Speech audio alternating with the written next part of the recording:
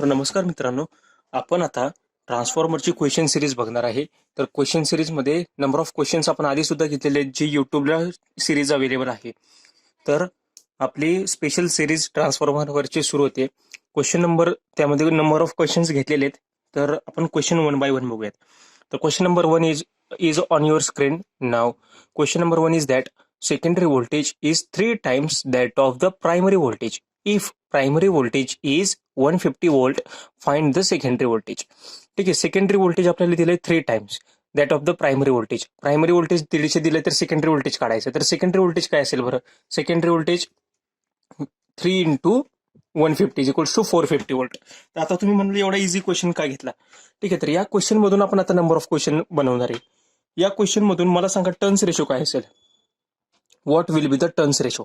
Turns ratio means what? N1 divided by N2, right? N1 upon N2. तर N1 is proportional to V1 divided आणि N2 is proportional to V2. Therefore turns ratio will be V1 किती आता आपलं? V1 म्हणजे VP, प्रायमरीचं voltage 150, सेकंडरीचं voltage 450. म्हणजे turns ratio किती आला? 1/3. Turns ratio आला 1:3. What is transformation ratio? Transformation ratio 3 त्यावेळी. समजलं तुम्हाला? ट्रान्सफॉर्मेशन रेशो 3 आणि टर्न्स रेशो 1/3. तर हा डिफरन्स यातून क्लिअर होतो या गणितामधून. या गणितामध्ये अजून काय कळतं आपल्याला? V1/V2 हाच रेशो N1/N2 ला प्रपोर्शनल आहे. ठीक आहे ना? आता यामध्ये अजून मॉडिफिकेशन जर आपण असं केलं की हा जो आहे 150 व्होल्ट प्रायमरी साईड, म्हणजे ही प्रायमरी साईड अशी आहे, ठीक आहे, आणि ही सेकंडरी बाजू अशी आहे. तर इथं 150 व्होल्ट आहे. सपोज इथलं करंट आहे 3 एम्पियर. तर या साईडचा करंट किती असेल? इकडचा करंट किती असेल? हा करंट काढा बरं. आता इकडचं व्होल्टेज आपल्याला कळालं. इकडचं व्होल्टेज किती आहे? 450 व्होल्ट. हे तर कळालं. आता गणितात हे पण गिवन दिलंय की 150 व्होल्टच्या बाजूला 3 एम्पियर करंट फ्लो होतोय. तर 450 व्होल्टच्या बाजूला किती एम्पियर करंट फ्लो होईल? तर त्या केसमध्ये किती एम्पियर फ्लो होईल बरं करंट? काय वाटतं तुम्हाला? की पॉवर काढायची म्हणजे काय? 150 गुणिले 3 म्हणजे किती झालं? 350. सॉरी 450. मग या केसला करंट किती फ्लो होईल? 450 म्हणजे आपल्याला पॉवर किती आली पाहिजे? 450. म्हणून 450 इज इक्वल्स टू व्होल्टेज किती आहे? 450 इंटू करंट किती पाहिजे? मग करंट 1 एम्पियर येईल त्यावेळी. बरोबर ना? म्हणजे गुणाकार फक्त तेवढा आला पाहिजे. दोघांचा गुणाकार बघा 450 आणि या दोघांचा गुणाकार 450. म्हणून करंट किती आला आपलं? 1 एम्पियर्स. तर हे त्यातून सॉल्व्ह होतं. आलं लक्षात? नाव question number 2. what is the minimum flash point of a good transformer oil to work transformer well? 140 degree Celsius, 240 degree Celsius, 200 आणि 180 डिग्री सेल्सिअस. तर हा एक थोडासा थेरोटिकल क्वेश्चन आहे. हा थेरोटिकल क्वेश्चन मध्ये काय दिलं की जो आपला ट्रान्सफॉर्मर असतो, आपण जसं म्हणलं ट्रान्सफॉर्मरच्या टँकमध्ये आपल्या ट्रान्सफॉर्मरचं ऑइल असतं. ते ऑइल काय करतं? इन्सुलेशन म्हणजे कुलिंग पर्पजसाठी आपण वापरले, आणि कुलिंग पर्पजसाठी वापरले. आणि त्याचं दुसरं पर्पज काय त्या ट्रान्सफॉर्मर ऑइलचं? की ते काय करतंय? कुलिंग करतंय. त्याचप्रमाणे इन्सुलेशन म्हणून पण आपण वापरतोय. मग त्याचं मिनिमम फ्लॅश पॉईंट काय असला पाहिजे? मग त्याच्यावरचं वेपर ते फ्लॅश व्हायला लागतं. फ्लॅश पॉईंट माहिती आहे ना ते? तर ते काय असतं? मिनिमम फ्लॅश पॉईंट किती असायला पाहिजे? तर हा थेरोटिकल क्वेश्चन आहे, यामध्ये काही लॉजिक नाहीये. तर याचा आन्सर आहे option number A, 140 degree Celsius. हे त्याचा राईट आन्सर आहे की आपलं मिनिमम फ्लॅश पॉईंट किती पाहिजे? 140 डिग्री सेल्सिअस पाहिजे की त्या ट्रान्सफॉर्मर ऑइलचं. त्याच्यापेक्षा जर कमी झालं तर ते ट्रान्सफॉर्मरचं ऑइल जळण्याचं खूप जास्त शक्यता असतात. तुम्ही बघितलं असेल न्यूजपेपरमध्ये न्यूज येतात की ट्रान्सफॉर्मर फुटला, त्याचं ऑइल बाहेर फेकलं जातं. तर ते ऑइल एवढं जास्त गरम असतं की ते जर अंगावर पडलं तर एखाद्या माणसाचा जळून मृत्यू होऊ शकतो. एवढं ते जास्त हे असतं. म्हणून ते नाही का बर्स्ट न होण्यासाठी त्याचं टेम्परेचर जास्त असायला पाहिजे फ्लॅश पॉईंट. तर ते आपण मॅक्सिमम किती ठेवतो? तर 140 डिग्री सेल्सिअस वगैरे एवढं ठेवतो. म्हणजे एवढं त्याचं असायला पाहिजे, त्यापेक्षा कमी नाही आलं पाहिजे त्याचं टेम्परेचर, नाहीतर ते लवकर पेट घेऊ शकतं. ठीक आहे. तर third question is Buchholz relay is use to protect. आता हा एक थोडासा इलेक्ट्रिकलचा जास्त डेप क्वेश्चन आहे, पण तरी पण मी घेतला हा की तुम्हाला एक माहित असावं की बकॉल्स रिले कशासाठी वापरतो. तर बकॉल्स रिले हा ट्रान्सफॉर्मरला प्रोटेक्शन देण्यासाठी वापरतो. ठीक आहे. आता हे जे एवढं प्रिन्सिपल वर्किंग वगैरे नाही विचारणार तुम्हाला, फक्त एवढंच लक्षात असू दे. हा बकॉल्स रिले काय इंटरनल ते जे असतात ना डिफेक्ट्स असतात ट्रान्सफॉर्मर मधले, त्यासाठी आपण बकॉल्स रिले वापरतो. की यामध्ये काय असतं या रिलेमध्ये की ट्रान्सफॉर्मरच्या आतमध्ये जर काही फॉल्ट झाले, तर इन्सिपियंट फॉल्ट जर झाले काही, तर त्यातनं हायड्रोजन गॅस वगैरे प्रोड्यूस होतो ट्रान्सफॉर्मरच्या ऑइलमध्ये. आणि तो ते जो गॅस असतो ना, तर तो गॅस या रिलेला ऍक्टिव्हेट करण्याचं काम करतो मोस्टली. आणि त्याला म्हणजे हा जो रिले त्याचं नाव बकॉल्स रिले, आणि तो हायड्रोजन गॅस वगैरे त्या इंटरनल ऑपरेशनमुळे तो ऑपरेट होतो, मग तो त्यासाठी वापरतात, आणि तो मोस्टली ट्रान्सफॉर्मरचं म्हणजे ट्रान्सफॉर्मरसाठी यूज करतात. आता आपण शिकतोय ट्रान्सफॉर्मरचा टॉपिक, त्यामुळे मी तुम्हाला हा क्वेश्चन घेतला. एवढा इम्पॉर्टंट नाहीये, तरी पण लक्षात असू द्या, बकॉल्स रिले आलं की ट्रान्सफॉर्मर असतं answer.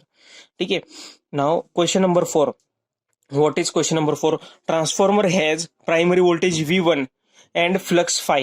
Find the phase angle between them. त्यांच्यामधला फेज अँगल काय असला पाहिजे. ट्रान्सफॉर्मरचं एक प्रायमरी व्होल्टेज आहे V1 आणि फ्लक्स आहे फाय. तर नो लोड कंडिशनला त्यांच्यातला फेज अँगल काय असतो, तर तुम्हाला फेजर डायग्राम त्यासाठी पुन्हा आठवायला लागेल की फेजर डायग्राम कशी काढलेली आपण, की एक सेकंड. ठीक आहे, इकडं मी रेफरन्स फेजर फाय घेतलेला, आणि पुन्हा मी काय सांगितलेलं त्यामध्ये की नो लोड कंडिशनला आपला V1 इथं असतो, त्याला अपोजिट E1 आणि E2 खाली असतात का, लेन्स लॉ नुसार ते इक्वल अँड अपोजिट असतात. वाइंडिंग इंडक्टिव्ह असल्यामुळं voltage will current will lag voltage, त्यामुळे IM इथं असतो. ठीक आहे. तर हा फ्लक्स आला, तर आपल्याला हे विचारलंय, आणि हे असं डॉट घेतात ते, हा IC, हा इथं IM एवढा, हाच IM इथं, आणि हा I0, या टाइपमध्ये राहते डायग्राम, फेजर डायग्राम. तर विचारले की V1 आणि फाय या दोघांमध्ये अँगल किती असतो, तर तो अँगल असतो 90 डिग्रीचा. ठीक आहे. तर हे तर सोपं झालं, तुम्हाला माहिती आहे 90 डिग्री असतो, पण कोण कोणाला लॅग करतो, कोण कोणाला लीड करतो. तर व्होल्टेज V1 काय करतोय, लीड करतोय कोणाला, फ्लक्सला. ठीक आहे. आणि फ्लक्स काय करतोय, लॅग करतोय कोणाला, V1 ला. ठीक आहे. आता यामध्ये दुसरा क्वेश्चन काय तयार होतो की फ्लक्स आणि इंड्युस्ड EMF. आता इथं प्रायमरीचं व्होल्टेज V1 दिलंय, आता फ्लक्स आणि E1 चं विचारलं तर काय करणार आहे, तर फ्लक्स काय करतोय तर बघा, फ्लक्स काय करतोय, लीड करतोय कुणाला, E1 ला, आणि E1 काय करतोय, लॅग करतोय कुणाला, फ्लक्सला. ठीक आहे. तर हे 4 रिलेशन्स इम्पॉर्टंट आहेत जरा, की ते कसे घेतले समजलं ना तुम्हाला. ही फेजर डायग्राम आपण शिकलो होतो नो लोड कंडिशनची. इथं IC असतो, ही रफ मध्ये काढली मी. ओके न, हे 180 डिग्रीचे, हे दोन्ही 180 डिग्री मध्ये असतात. हा 90 डिग्री ह्याला, हा 90 डिग्री त्याला. ठीक आहे. नाव question number 6. Turns ratio of a transformer is 2:1. ठीक आहे. 2:1 म्हणजे काय, टर्न्स रेशो म्हणजे N1/N2, म्हणजे नंबर N1च्या साईडला 2 टर्न्स असतील तर N2च्या साईडला ओनली 1 टर्न आहे. If primary input power is P kilowatt, प्रायमरीची पॉवर जर P किलोवॅट आहे ऍट 100 हर्ट्स, आणि म्हणजे आपली सप्लाय फ्रिक्वेन्सी 100 हर्ट्स आहे, तर आउटपुटची पॉवर काय असेल आणि आउटपुटची फ्रिक्वेन्सी काय असेल, हा आहे क्वेश्चन. ऑप्शन्स काय आहेत, आउटपुटची पॉवर 2 टाइम्स असेल, फ्रिक्वेन्सी 100, आउटपुटची पॉवर P, फ्रिक्वेन्सी 100, आउटपुटची power 2 into P, frequency half होती 50 हर्ट्स, की आउटपुटची पॉवर P/2 आणि फ्रिक्वेन्सी हाफ होती 50 हर्ट्स. काय असेल यातलं, तर एक आपल्याला माहिती आहे की ट्रान्सफॉर्मर जर असं आपण बघितलं, हे आपण ट्रान्सफॉर्मरला असं डिनोट करतो. ठीक आहे ना. तर इकडचं व्होल्टेज V1 आहे, इकडचं व्होल्टेज V2 आहे, हा करंट I1 आहे, हा करंट I2 आहे. तर नक्की नेहमी आपण काय म्हणतो, V1/V2 is equals to I2/I1. म्हणजेच काय की V1 इंटू I1, हा जो रेशो आहे, हा जो गुणाकार आहे V1/I1, हा आपला काय राहतो, सेम राहतो. म्हणजेच काय की KVA रेटिंग जी असते ना, व्होल्टची V, करंटची करंट, आणि तर किलो म्हणजे मोस्टली KVA मध्ये देतात ना, तर KVA रेटिंग ट्रान्सफॉर्मरची सेम राहते नेहमी. हे आपल्याला माहिती आहे, प्रायमरी साईडला आणि सेकंडरी साईडला KVA रेटिंग ट्रान्सफॉर्मरची सेम राहते. तर KVA रेटिंग सेम राहते म्हणजे आपलं आउटपुट सुद्धा सेम राहते. म्हणजे काय राहतंय, आपलं आउटपुट जे आहे ते सेम राहते. म्हणजे इथं आउटपुट आपल्याला इनपुट पॉवर किती आहे, P, आउटपुटची पण पॉवर Pच असायला पाहिजे. आता ऑप्शन बघितले तर हे ऑप्शन, हे ऍक्च्युली डिझाईन करताना ऑप्शन खूप चुकीचे डिझाईन केलेत, ह्याच्यामध्ये अजून ट्रिकी जास्त ऑप्शन डिझाईन करता आले असते. तर हा P, ह्याच्यावरनं तर तुम्ही डायरेक्ट आन्सर टिक करू शकता. पण सपोज आता इथं सगळीकडेच P दिलंय, ठीक आहे, एका ठिकाणी 2P दिलंय फक्त, आपण असं अज्युम करू, तर तुम्हाला 2 ऑप्शन मध्ये तुम्ही कसं हे करणार, तर इथं P आलं. आणि जसं आपण म्हटलं की ट्रान्सफॉर्मर हा कॉन्स्टंट फ्लक्स डिव्हाइस आहे. फ्लक्स कसा असतो ट्रान्सफॉर्मरचा, नेहमी कॉन्स्टंट आहे. आणि त्याचप्रमाणे फ्रिक्वेन्सी पण काय असते ट्रान्सफॉर्मरची, कॉन्स्टंट असते. म्हणजे फ्रिक्वेन्सीमध्ये काही चेंज नाही करत. आपण डेफिनेशन मध्ये पण बघितलेलं, फ्लक्स आणि फ्रिक्वेन्सी नेहमी कॉन्स्टंट राहतं, त्यामुळं फ्रिक्वेन्सी पण 100 हर्ट्स राहणार. Option number B is the right answer. त्यामुळे ठीक आहे. आता ह्यांनी तो ऑप्शन्स मध्ये जास्त चांगले अजून ते करू शकले असते. ठीक आहे. तर हा होता क्वेश्चन नंबर 6. हा मी म्हणजे मनाचे क्वेश्चन्स घेतलेले नाहीत, तर हे क्वेश्चन तुम्हाला वेगवेगळ्या एक्झाम्समध्ये विचारले गेलेले आहेत. म्हणजे उत्तराखंडची वगैरे एक्झाम असते ना, UPPCL वगैरे, DMRC, LMRC, त्याच्यामध्ये जे विचारले गेले आहेत आपले सिलेबस रिलेटेड ते क्वेश्चन्स घेतलेले आहेत, की जेणेकरून या त्यांनी जर इकडचे प्रश्न जर बघितले, ओव्हरव्ह्यू घेतले, तर तुम्हाला हे प्रश्न सुद्धा जमायला पाहिजेत.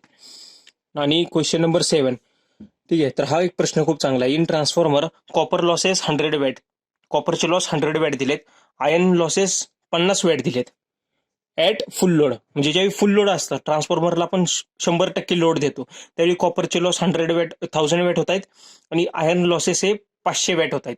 तर find this losses at half of the full load. फुल लोडच्या मी हाफ घेतला म्हणजे 50% लोड दिला मी, त्यावेळी लॉसेस काय होतील. ठीक आहे, तर त्यावेळीचे लॉसेस काय असतील हा असा प्रश्न विचारलाय त्यांनी. तर आता मी पहिल्यांदा काय देतो की इथं मी कॉपरचा लॉस असं लिहितो. Copper loss at full load किती आहे, 1000 वॅट. दुसरं इथं लिहितो पी आयरन ही किती आलं, 500 वॅट. तर कॉपरच्याच लॉसला आपण काय म्हणतो बरं, व्हेरिएबल लॉस. म्हणजे हा लॉस काय होतो, चेंज होणारा लॉस असतो. आणि आयर्न लॉसला आपण काय म्हणतो की हा फिक्स्ड लॉस आहे. ठीक आहे, हा फिक्स्ड लॉस आहे. मग तुम्ही ऑप्शनमध्ये पहिल्यांदा फिक्स्ड लॉस म्हणजे हा 500 वॅट आहे तसंच राहिला पाहिजे. 1, 2, 3 हे 3 option eliminate. Option number D is the right answer. हे ऑप्शन तुम्हाला काय इथं पण ते ऑप्शन सेट करायला फुल चुकलेत. त्यांनी ऑप्शन काही सुद्धा व्यवस्थित नाही. इथं 500 वॅट तर अजून त्यांनी 2-3 ठिकाणी 500 वॅट द्यायला पाहिजे होतं. कारण की पहिल्यांदा चेक करताना मुलं आयर्न लॉसलाच चेक करतात, कॉपर लॉसला कोणीच हात नाही लावत. ठीक आहे, तर फिक्स्ड लॉस कुठलाही, आयर्न लॉस 500 वॅट, त्यामुळे आयर्न लॉस इथं 500 वॅट असायला, त्यामुळे हे तर आन्सर झालं. आता कॉपर लॉस आपण कसा फाइंड आउट करणार ते बघूयात. तर जसं मी तुम्हाला म्हटलं, copper loss at any load is equals to काय सांगितलेलं मी, x² into copper loss at full load. ठीक आहे, तर एक्स म्हणजे काय असतं की पर्सेंटेज लोडिंग. एक्स म्हणजे काय, पर्सेंटेज लोडिंग. तर आता इथं काय सांगितलं आपल्याला, half of the full load. फुल लोडला काय असतं, एक्स 1 असतो. हाफ ऑफ द फुल लोडला हाफ म्हणजे किती, 1/2. म्हणून इथं 1/2 चा square into copper loss at फुल लोडला कॉपर लॉस किती होता, 1000 वॅट. ठीक आहे, तर म्हणजे किती आलं, 1/4 इंटू 1000 म्हणजेच किती आलं, 250 वॅट. 250 वॅट हे आलं आन्सर, ऑप्शन नंबर ए. आता ह्याच्यात चुकतं कुठं सांगतो तुम्हाला, की आपण काय करतो की half of the full load म्हटलं ना, तर ह्याला हाफ करतो आणि ह्याला हाफ करतो, म्हणजे 500 आणि 250. आता इथं हे तो पण ऑप्शन दिलेला नाही इथं.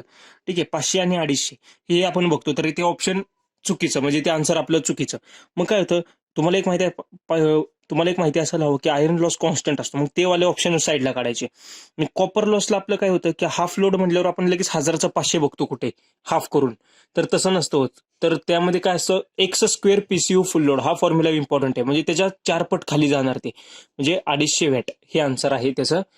त्याबरोबर option number D is the right answer. ठीक आहे, तर हे होते 7 प्रश्न, व्हेरी व्हेरी इम्पॉर्टंट. हे पुन्हा एकदा तुम्ही सॉल्व्ह करा व्यवस्थित. ठीक आहे, थँक्यू.